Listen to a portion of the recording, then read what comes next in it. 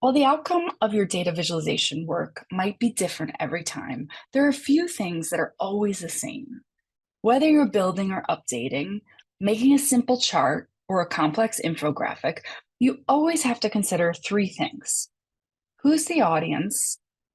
What story is the data telling? And what is the visualization? Each of these informs the next.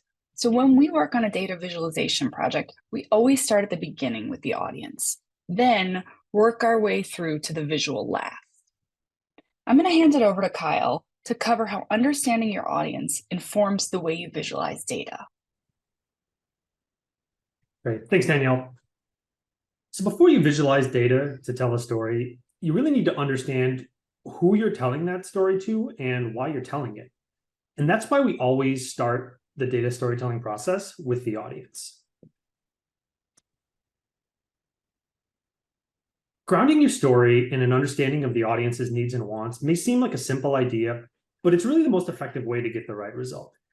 And that's because the way you approach and design your visuals can vary based on who they're being presented to. So this part of the process doesn't need to be complicated or time-consuming, but is definitely not one that you should skip over. The first thing to understand when you're thinking about the audience is just who is in the room and what do they want? Different audiences need different things from data visualizations, so who you're presenting to is going to directly impact how you tell your data story. And this can be as simple as taking a moment to think about who's going to be looking at your visuals. So is your audience an ELT team or a collection of salespeople at a conference? Is it a key stakeholder or someone new to the business? Once you know who the audience is, you can make some inferences about what they want from your presentation. So do they want to see a tight, to-the-point story or a nuanced and complex breakdown of a situation? Do they want visuals or do they just want you to stick to the content? Each of these combinations of audience and setting is going to lead you down a different design direction based on what each one wants to get out of your presentation. The goal here is not to define specific individuals or outcomes, but really it's just to ground your thinking and your visuals in an audience-focused mindset.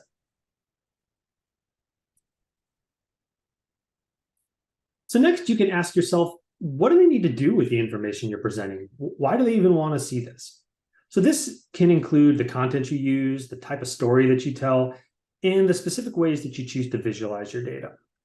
So for example, for an executive audience, executives have to make decisions based on data. So they need to see the bottom line, which means you might want to focus on sharing out clear takeaways. An investor audience is going to want to see details, trends, and big pictures, but they typically care more about the data than the design. And for a sales audience, they need to see performance, but they're going to want to see some sizzle as well. So you're going to maybe take a more visual design approach. Depending on who you're presenting to, you might choose to show a dashboard style big picture data viz or a tightly focused dive into a single data point or something in between. So this is all useful conceptual groundwork, but what does it really mean for the presentations that you're creating? So here we have 3 examples of data viz slides presenting the same information to those 3 different audiences, audience examples that we just looked at. And really these examples are going to highlight the differences in audience needs for those different groups. So for the executives, you can see here that we've really highlighted a key takeaway. We're pulling out one key idea and making it very clear and noteworthy on the slide. For that investor audience, we stripped back the imagery and just really focused on showcasing the data. And then for the sales audience, we're still seeing that high-level data story, but there's a slightly more visual approach. So more than anything, what these examples should make clear is that a one-size-fits-all approach to data visualization just doesn't really work. And hopefully it really brings home why starting with the audience can be such a useful step when you're thinking about data viz. So really, to reiterate, the big idea is that there really is some value to taking the time to think about the audience before you start designing.